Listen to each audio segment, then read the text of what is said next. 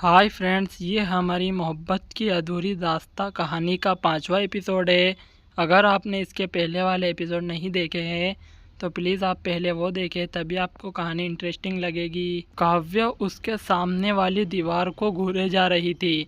उसे समझ ही नहीं आ रहा था कि उसके साथ हो क्या रहा है। उसकी याददाश्त आखिर इतने सालों बाद आई थी तो उसका दिमाग बहुत ही भारी हो रहा था। उसके दिमाग में कई सारे सवाल चल रहे थे जिनके जवाब ढूंढना काफ़ी मुश्किल था।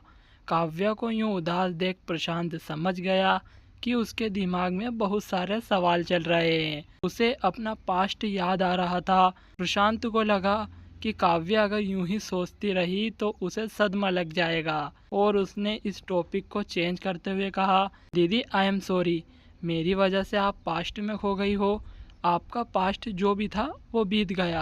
अब हम एक काम क्यों नहीं करते हैं, हम फ्यूचर के बारे में सोचें। हाँ, प्रशांत नहीं चाहता कि अब काव्य किसी और सदमे में पहुंचे।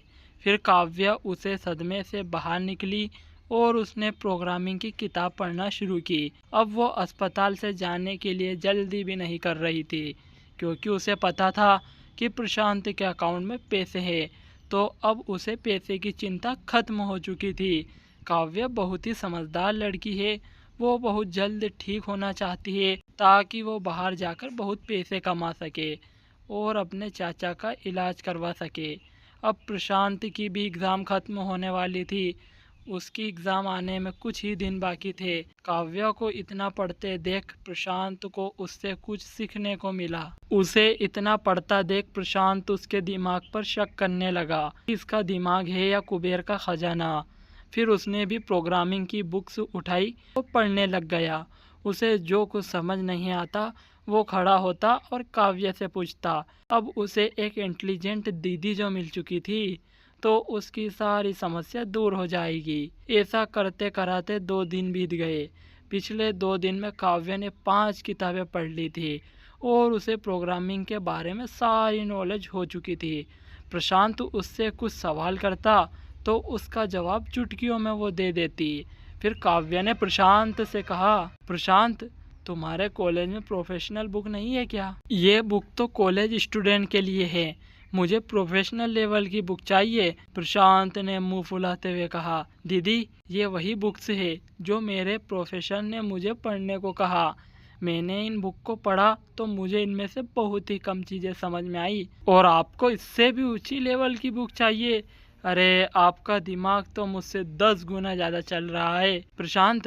इसमें सिर्फ प्रोग्रामिंग के बारे में है, मुझे प्रोग्रामिंग डेवलपमेंट के बारे में जानकारी चाहिए। दीदी और बुक्स मेरे सीनियर पास हो सकती है।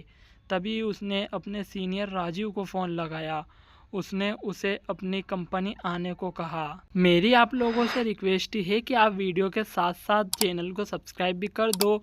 प्लीज़ प्लीज़ रिक्वेस्ट है कि आप चैनल को सब्सक्राइब कर दो। दीदी मैं अभी अपने सीनियर की कंपनी जा रहा हूँ, देखता हूँ अगर उसके पास डेवलपमेंट की बुक मिलती है तो मैं यूँ गया और यूँ आया। आप तब तक अपना ख्याल रखना। ये कहकर प्रशांत हॉस्पिटल से बाहर निकल गया और वो राजीव की कंपनी पहुंचा। राजीव लिफ्ट से ही नीचे आ रहा था। राजीव ने पीछे से प्रशांत को आवाज़ दी, हाय प्रशांत। राजीव सर।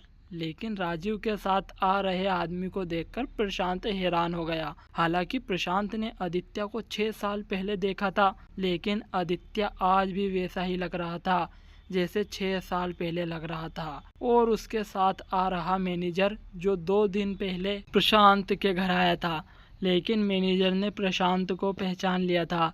आदित्य प्रशांत की तरफ देख तो रहा था लेकिन वो उसे पहचान नहीं पाया। आदित्य और प्रशांत 6 साल पहले काव्या और आदित्य की शादी में ही मिले थे। अब प्रशांत काफ़ी बड़ा हो चुका था। राजीव प्रशांत के पास आता है और उससे कहता है, तुम्हारी टाइमिंग एकदम परफेक्ट होती है। प्रशांत ने आदित्य को इग्नोर किया और सिर्फ राजीव पर फोकस किया और उससे कहता है, sir thank you so much, आपने मेरी हेल्प की। मैं कॉलेज लाइब्रेरी गया था लेकिन मेरे को नेक्स्ट लेवल की बुक चाहिए थी, फिर मैंने आपको कॉल किया। तो आपकी प्राइवेट लाइब्रेरी में से क्या मैं वो बुक से ले सकता हूँ? लेकिन प्रशांत वो बुक बहुत ही ज़्यादा नेक्स्ट लेवल की है, तुम उन बुक्स को समझ नहीं पाओगे। प्रशांत को बुक्स तो लेनी थी, फिर वो राजीव से कहता है, सर मेरी एक दोस्त है, उसका दिमाग भी नेक्स्ट लेवल का है, उसे अभी इन बुक्स की ज़रूरत है। राजीव ने हैरानी के साथ उससे पूछा, क्या तुम्हारी दोस्त वही तो नहीं है जिसने कोड का सॉफ्टवेयर बनाया था? हाँ सर, ये वही दोस्त है। तो प्रशांत प्लीज़ एक बार मुझे तुम्हारी दोस्त से मिलाओ, तुम मुझसे प्रॉमिस करो, तभी मैं तुम्हें ये बुक्स दूंगा। राजीव ने मजाक में प्रशांत से कहा, सर अभी उसकी कंडीशन थोड़ी ख़राब है, जब भी मौका मिलेगा मैं आपको उससे ज़रूर मिलवाऊंगा, प्रशांत ने राजीव से कहा। फिर राजीव ने प्रशांत को एक बैग देते हुए कहा, ये लो बुक्स, जब भी तुम इन्हें पढ़ लो मुझे लौटा देना, और हाँ अपना प्रॉमिस याद रखना, तुम्हें जब भी मौका मिले मुझे तुम्हारी दोस्त से मिलवाना है। प्रशांत जल्दी से उस बैग को लेता है और उससे कहता है, thank you so much sir, आपका बहुत बहुत शुक्रिया, अब मैं चलता हूँ। ये कहकर प्रशांत वहाँ से निकल जाता है। तभी आदित्य राजीव के पास आता है, राजीव ये लड़का कौन था? सर ये हमारे कॉलेज का एक मास्टरमाइंड लड़का है, मैं चाहता हूँ कि ये लड़का अपनी कंपनी ज्वाइन कर ले, थोड़ी सी ट्रेनिंग के बाद ये लड़का कंपनी को हाई लेवल पर ले जा सकता है, उसका दिमाग बहुत ही आगे है। आदित्य ये सब इसलिए पूछ रहा था क्योंकि उसे प्रशांत थोड़ा जाना पहचाना लग रहा था। आदित्य को इस बात का तो यकीन है कि वो इस लड़के से कहीं ना कहीं तो मिला है, पर कहाँ, कब और कैसे ये उसे याद नहीं था। तभी मैनेजर ने आदित्य से कहा, सर ये तो प्रशांत है और ये काव्या मैडम के साथ ही रहता है। आदित्य ने ये सुना तो उसके दिमाग में सारी कहानी समझ में आ गई, वो सब समझ गया कि ये प्रशांत से कहाँ मिला था। आदित्य ने ही राजीव को नेक्स्ट लेवल की बुक उसकी लाइब्रेरी में से ढूंढवाई थी। आदित्य सिर्फ एक ही बात सोच रहा था कि प्रशांत बुक किसके लिए ले जा रहा है। राजीव एक प्रोजेक्ट पर काम कर रहा था तो राजीव ने आदित्य से कहा, सर आप उसके लिए नेक्स्ट लेवल की बुक ढूंढ दे। ये बुक आदित्य ने ही ढूंढी थी।